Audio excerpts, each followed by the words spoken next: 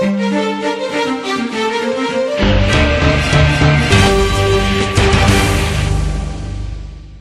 diferencia es que la mayor parte de nuestros sistemas educativos están desfasados, son anacrónicos. Se crearon en el pasado, en una época distinta, para responder a retos diferentes.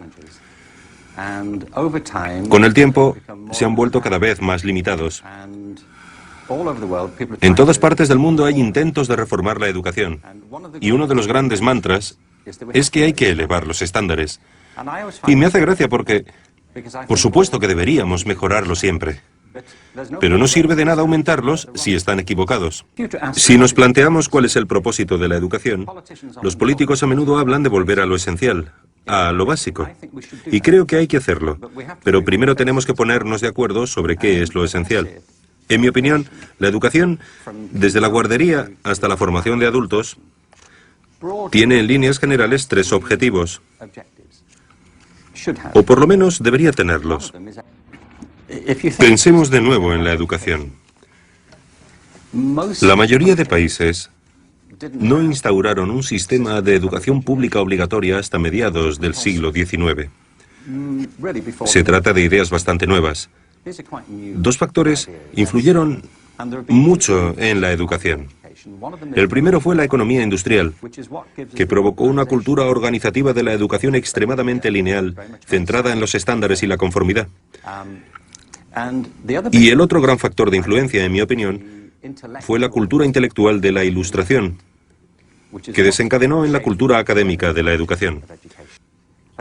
La creatividad ha pasado a asociarse con lo artístico y no con lo científico, porque se cree que la creatividad tiene que ver con la expresión individual de las ideas.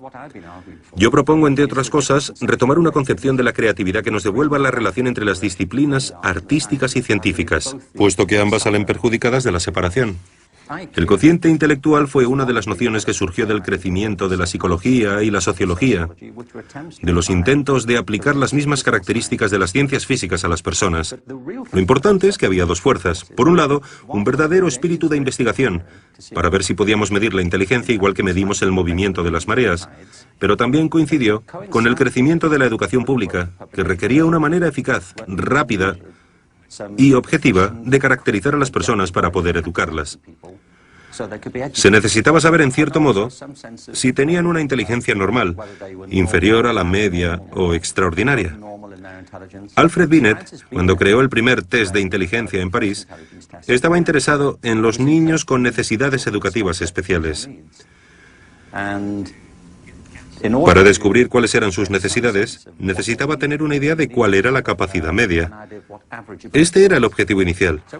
No obstante, los test de inteligencia se volvieron fundamentales para la categorización de alumnos en las escuelas públicas, pero también para la selección en el ejército. Si el ser humano solamente tuviera las habilidades que se miden en los test de inteligencia, la mayor parte de la cultura humana jamás habría existido. Yo no querría vivir en un mundo así. ¿Tú sí? No. Tenemos una visión de la inteligencia muy reduccionista. Toda la historia moderna de Europa, en unas pocas frases. En cualquier caso, la corriente mayoritaria en la Edad Media es que, por lo general, todo el mundo estaba muy dominado por las ideas de la Iglesia. Y había una jerarquía social y económica muy marcada entre la aristocracia y la población rural. En general, era un estilo de vida muy rural, especialmente en toda Europa. En el Renacimiento, el desencadenante fue el redescubrimiento de los textos clásicos, de los pensadores y filósofos griegos y romanos. Esto condujo a un renovado interés por la vida intelectual y la belleza, y a nuevas maneras de reconsiderar nuestro lugar en el mundo. Se produjeron varios cambios importantísimos, por ejemplo, el trabajo de Copérnico y Galileo, que plantearon la posibilidad de que tal vez la Tierra no fuera el centro del universo de Dios, y eso supuso una especie de terremoto ideológico, con enormes cambios en la manera de ver las cosas de la gente.